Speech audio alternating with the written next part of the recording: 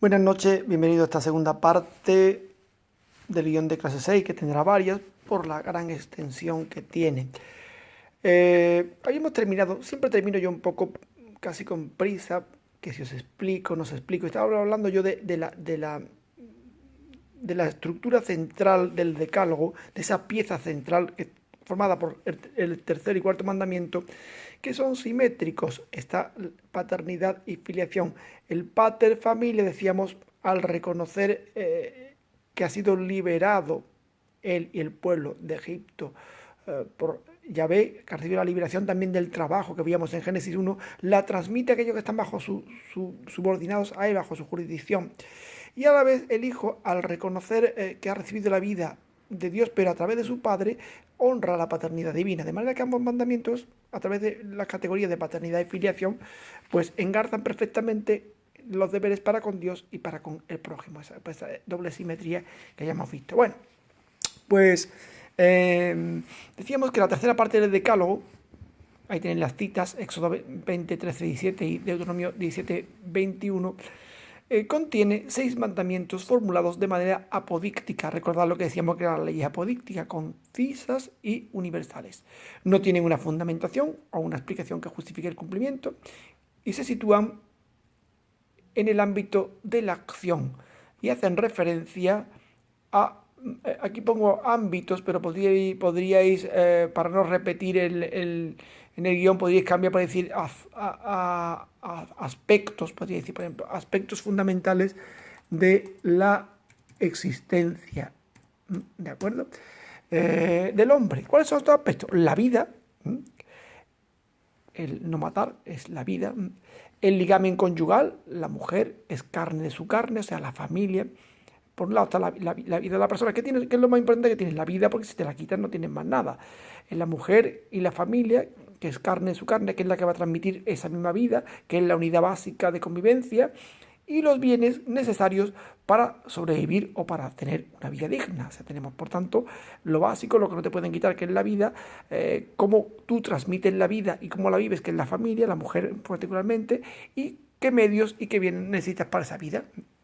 Bueno, los 3 últimos mandamientos tienen un contenido homogéneo a los anteriores y se sitúan en el campo del deseo. O sea, hemos dicho que hay 3 primeros mandamientos que hacen referencia a estos 3 aspectos que he dicho y otros 3 que son paralelos a los anteriores, homogéneos del mismo contenido que los anteriores, pero están situados en el campo del deseo. Y esto tiene su importancia. Tiene su importancia de cara a la perspectiva de conjunto.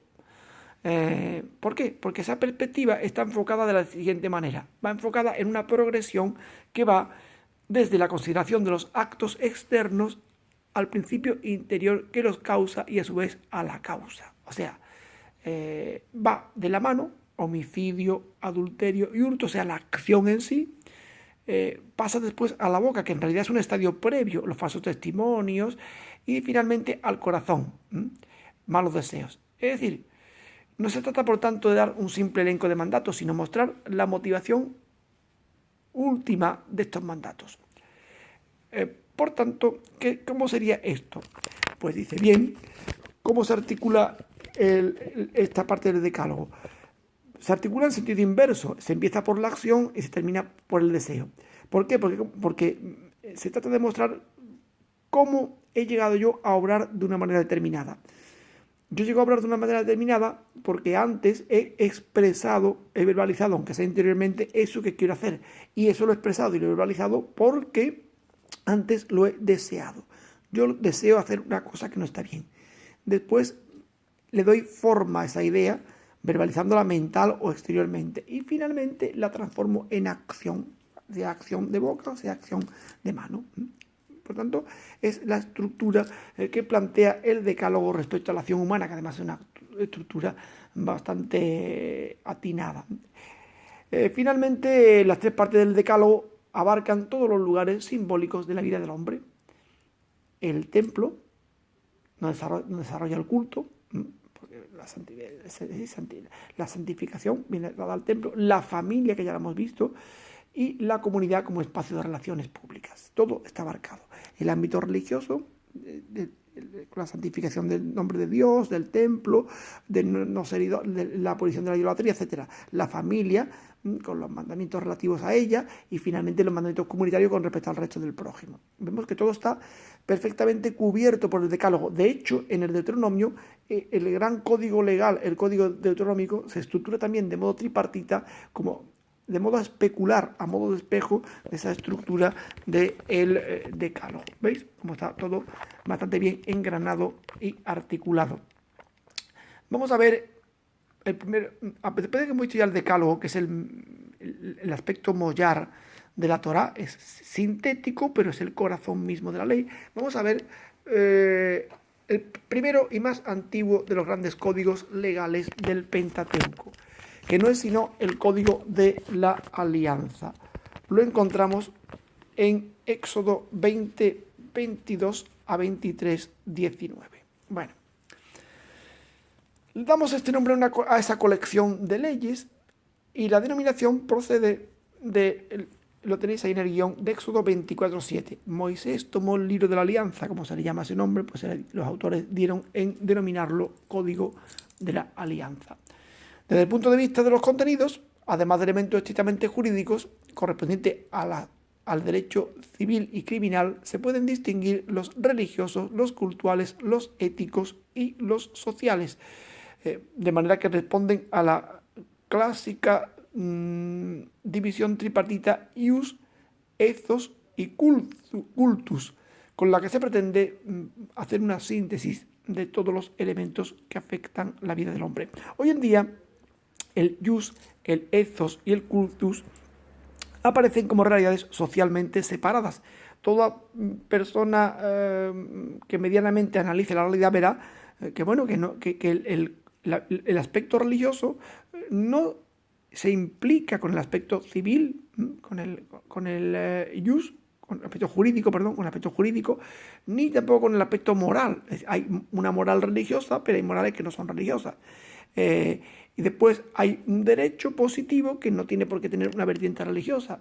Y después hay una religión con su moral, con su derecho y con su creencia. Pero en la antigüedad esto no es así. Los tres aspectos aparecen estrechamente unidos. De manera que el hombre antiguo no concibe una moral ni un derecho que no sea sacro, quitando el derecho romano, que sería quizá un ejemplo adelantado a su época, pero el hombre antiguo no separa estas esferas, ¿no? Bueno, en este código hay que distinguir entre normas y metanormas, y tenemos que fijarnos en aquella división que veíamos nosotros de Alt en su tiempo, ¿no? En este código, distinguimos ambas cosas. Las primeras, o sea, las normas, son la expresión de un derecho local y consuetudinario y no tienen fundamento teológico. Se parecen a aquello que decíamos nosotros, el derecho casuístico, ¿no?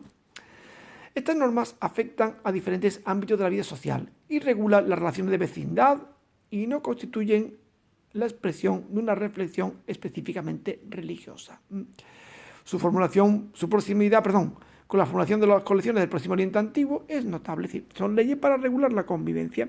¿Qué pasa si el buey se escapa y cornea al vecino? ¿Qué pasa si se come el sembrado del otro? ¿Qué pasa cuando tenemos que poner la linde? Son leyes que regulan las relaciones de vecindad. ¿O qué pasa si los hombres pelean y una mujer se mete por medio, etcétera? Son casos que aparecen en esos textos legales y que regulan relaciones de convivencia normales y que no tienen por qué tener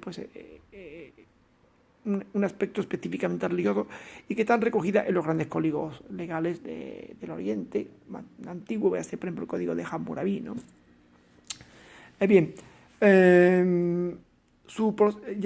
las leyes apodícticas, por su parte, el otro tipo de leyes que son las metanormas, representan principios fundados teológicamente. ¿Sí? La metanorma tiene un fundamento teológico. ¿Y para qué sirve la metanorma? Pues sirve para llegar a donde no llega la norma. Vienen a criticar la insuficiencia de las normas, digo yo, en el guión, y tienen por objetivo la protección de los más pobres y la prevención de la esclavitud por deudas. Bueno, ¿qué pasa con la metanorma? La norma, de por sí, puede ser justa, puede ser legal, pero no tiene por qué ser justa. Yo digo, vale, una norma normal. Yo tengo mi finca, mi sembrado, lo que yo cosecho para mí, es mío, mi familia, estos son mis lindes, tal, a ti te corresponde lo tuyo, tú tienes que dar tal diezmo, hay una serie de normas que regulan lo que es legal.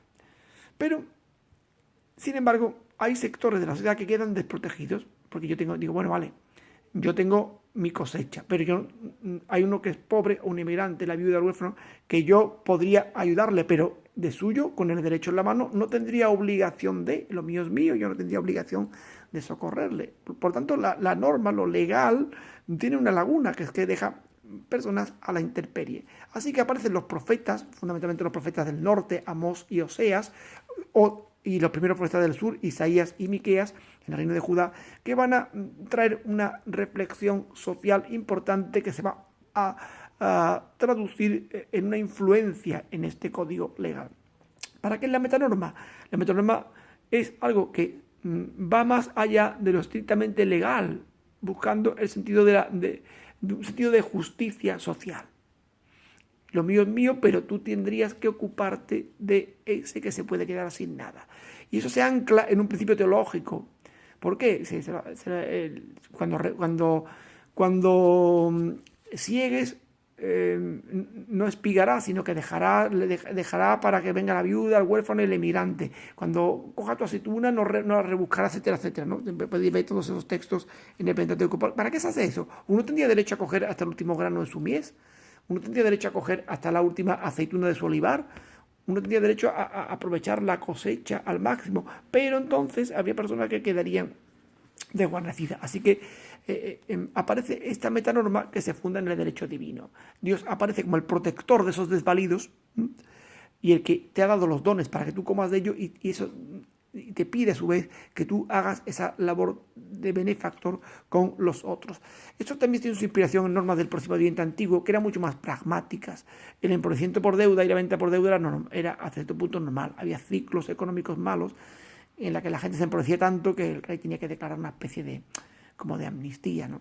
Económica.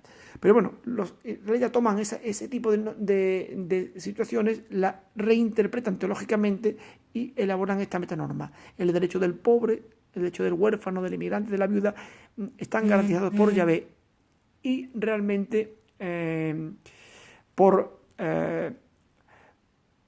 seguir y obedecer a Yahvé, por hacerse aceptable a sus ojos, hay que atender a esos que también están bajo su protección. Igual que uno ha recibido los dones de Dios, los comparte haciendo a los otros beneficiarios de esos dones. Bueno, ese es el sentido que tienen estas metanormas en el Código de la Alianza. Este código se divide en dos grandes partes.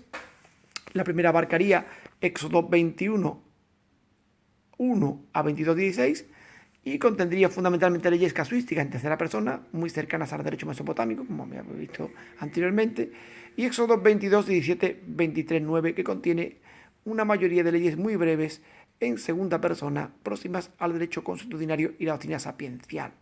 Hemos visto aquí ese tipo de normas. Se piensa que ha sido compilado a partir de colecciones más antiguas en la época de Ezequías y tras la caída de Samaria. Esta división no es nítida, puede uno encontrarse ambos tipos de leyes en cada una de estas secciones. Lo que yo he puesto, la sección que yo he puesto es que predominan este tipo de leyes. No quiere decir que no te vayas a encontrar, entre comillas, leyes de un tipo en una sección y viceversa, te la puedes encontrar.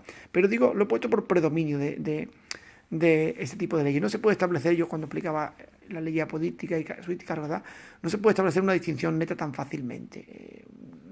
No se puede hacer una estructura tan lineal, pero se hace por predominio fundamentalmente. Bueno, pues aquí tenéis lo básico respecto al Código de la Alianza. Ya habría que meterse en la ley de santidad, pero es amplia. Entraríamos ya en el libro del Levítico, estamos en el libro del Éxodo. La ley de santidad será el segundo gran código legal que corresponde al libro del Levítico y que bueno que veremos detenidamente explicando el concepto de santidad. Pero esto ya lo haremos en el próximo día. Bueno, buen trabajo a todos y que descanséis.